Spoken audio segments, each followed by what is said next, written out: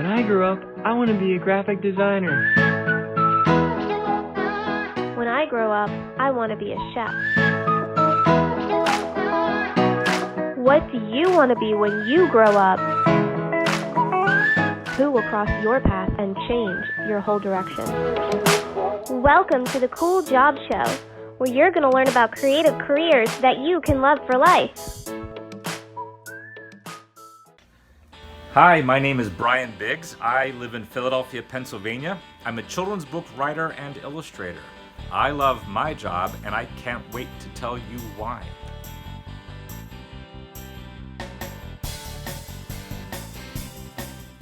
My job is to come up with ideas for stories, write stories, and draw pictures for stories. These all go into children's books like I'm a T-Rex, a book I illustrated, Noisy Night, another book I illustrated. I've written about 20 books. I've illustrated about 70 books. It's a great job. I love it.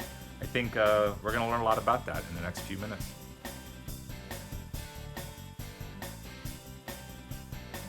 I read books obsessively as a kid. I loved books, I loved movies, I loved stories, I liked comics. Well, I went to Parsons School of Design in New York City, and I studied graphic design, which is a little different from illustration. Graphic design is designing the cover of the book. So a graphic designer would decide where type is placed, what colors to use, like on a bit of the book like this, how the type is laid out in the back, that sort of thing. But a few years into that, I realized, really, I just wanted to draw the pictures. So it really didn't occur to me, though, until I was in my late 20s and my own kids were born, that writing and drawing children's books could be a job. But I started reading books to my kids, and I realized that's what I want to do. I work in it's an old garage in the Roxborough neighborhood of Philadelphia.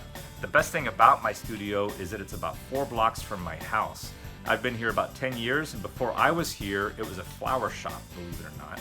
And before that, it was a landscaping company. So I've kind of made it my own in the decade that I've been here. There's my drawing tables, books, lots and lots of books, things all over the bulletin board. I have some musical instruments here I can play when I'm trying to think about ideas and relax.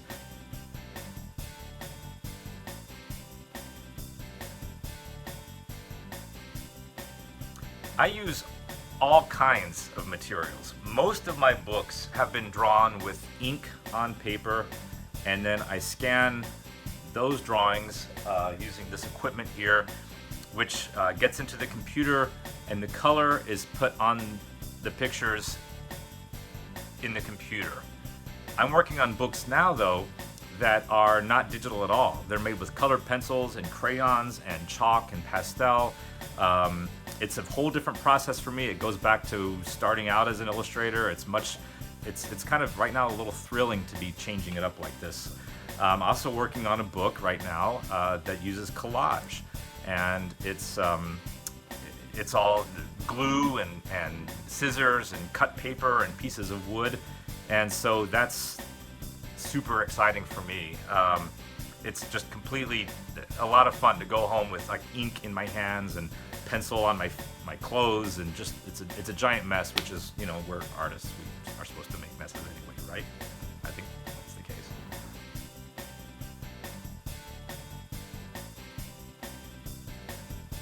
My parents basically stayed out of my way. They encouraged me to do what I wanted to do, which is make drawings. That's all I ever wanted to do, was somehow make art.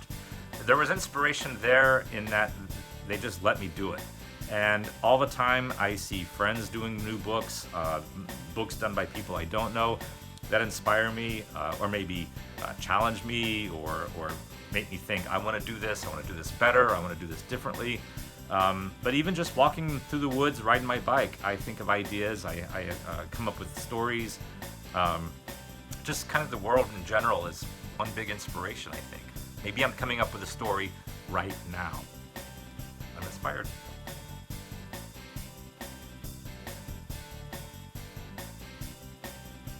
I love the independence, the freedom. I never quite got along with having a job where I had to be at work at a certain time. I had a specific set of tasks and jobs to do that day. Instead, some days I work really hard. I might be here in my studio for 10 or 12 hours. I go home and I'm still thinking about the story I'm working on or the drawings that I made. And then some days are a little slower, sometimes a little weird, where I just kind of come in and flail around drawing pictures that maybe don't go anywhere. I enjoy that. But also, mostly I enjoy the fact that everything I make in here comes from my own imagination. I get to just come up with ideas, and someone puts them in a book, and I get paid for it.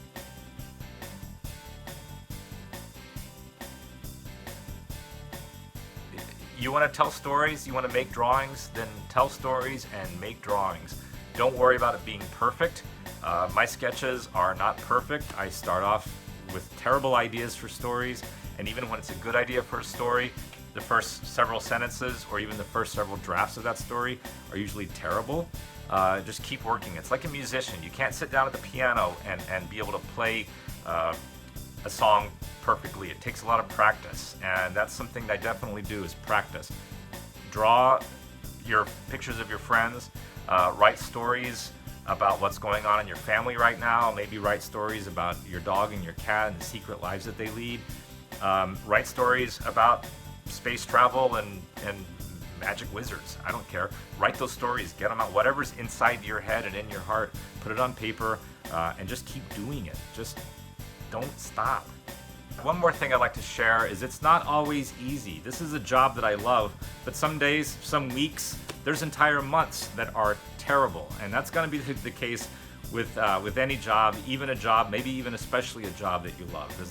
It doesn't mean you're always going to love it, and it doesn't mean it's always easy, but it's something that I love doing, and frankly, I can't really imagine doing anything else. I hope my video and what you've seen here inspires you to find a cool job that you can love for your entire life.